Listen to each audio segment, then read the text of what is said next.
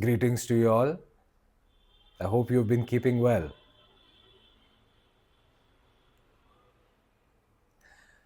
I want to talk about stories and excuses when it comes to peace and clarity.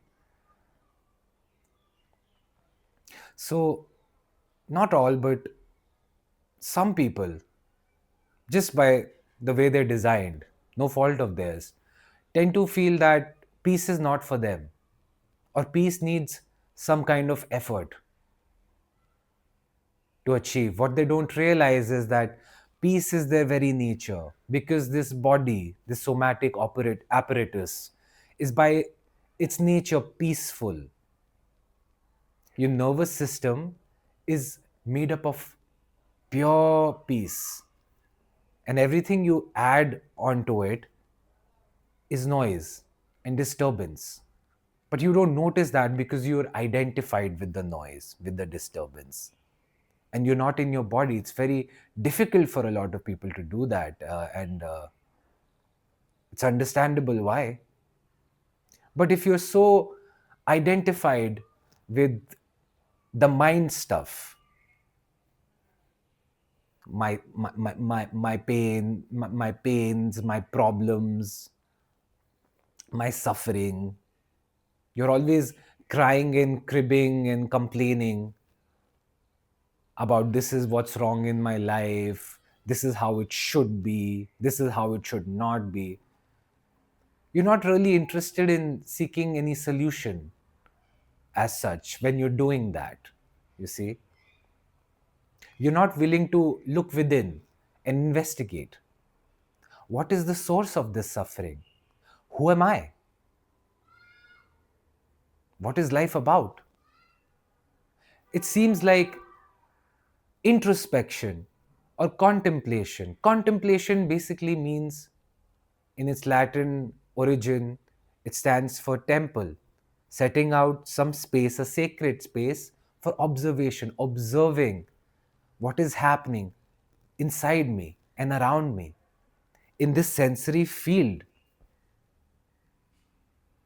That is what observation is, sitting with oneself and noticing thoughts, feelings, and sensations as they arise. This is not a practice, this is just remembering what is happening. Instead of getting swept up into experiences, what I'm seeing outside, wow, you get drawn into it so easily. And then you complain, oh, I don't like how this feels. I don't like how this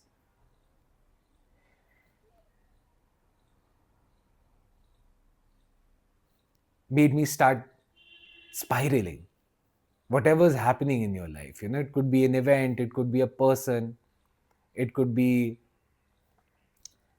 it could be just like you sitting and thinking about something from the past. All of these things are constantly like this subtly disturbing you, but you don't notice it.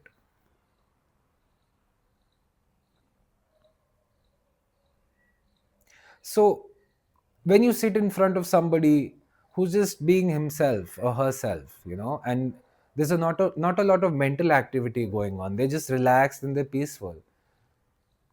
Immediately you start filling that peace with noise, the mental activity, to relax yourself, and you don't notice what you're doing. You don't notice it because you're so consumed by overstimulation.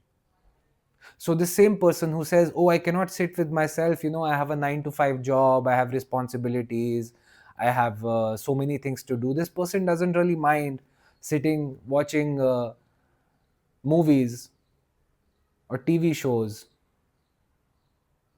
or going to concerts. Not that there's anything wrong with this, like I enjoy it too, but like if I'm constantly escaping my own neurosis, then nobody is going to take you seriously. When you say, oh, I'm having a lot of problems in my life, I have a lot of stress, I have a lot of tension, when you're not willing to investigate what's the source of that stress, then how will you ever get to the bottom of reality as you know and experience it?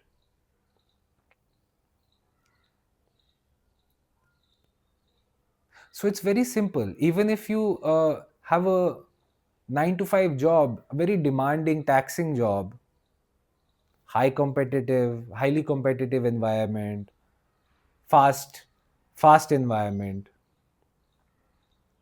lot of egos in your office. So that's, of course, that by itself is very draining. Or if you're like in a dysfunctional family and your family members are very demanding and loud and aggressive, things get very heavy and sticky. Even when that happens, you can still, while going through that, at least take some time out for yourself where you sit in silence instead of being on your phone, instead of scrolling all the time, instead of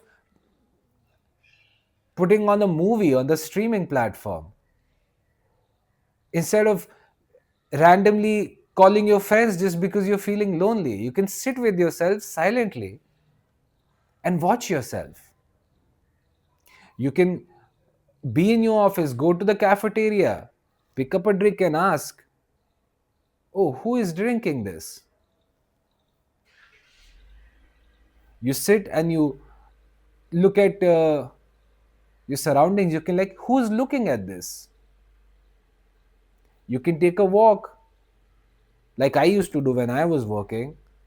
You can take a walk during your lunch break and then ask yourself, who is walking? So unless this investigation is done, even if it's done for small portions of time, it does bring a lot of grounding. It does bring a lot of relaxation. But if you keep complaining, oh, I'm busy. I have a lot of things to do. I don't have time for introspection. I don't have time for contemplation. Then nobody will. Then even the teachers, the spiritual teachers, or like a healer, or even your therapist will not take you seriously because they know you're constantly gonna come up with some excuse or some story. And that's not a character flaw. That's totally fine if you're made like that, if that's something you cannot control, then it's not possible to control that, the way you are. There's so many forces working on you, environmental forces, your own conditioning, your own nature, so many energies. So don't blame or shame yourself if you don't have any time to sit with yourself or be silent. But know that it's available. It's available here all the time. This biological organism and this nervous system is by itself peaceful. You just need to tap into that. You just have to root yourself into this experience, anchor yourself into being. And it's so simple. You don't have to do anything. You just have to observe. And in that observation, when the mind quietens down, you will see reality as it is. Pure bliss, pure presence, pure being. It's so open, vast, and alive.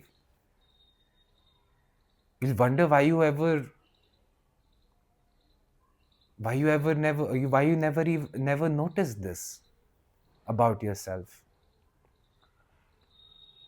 And then you'll know that this is the only way of being. That is the art of being. Just simply being. Not being what you think you are, but what you actually are.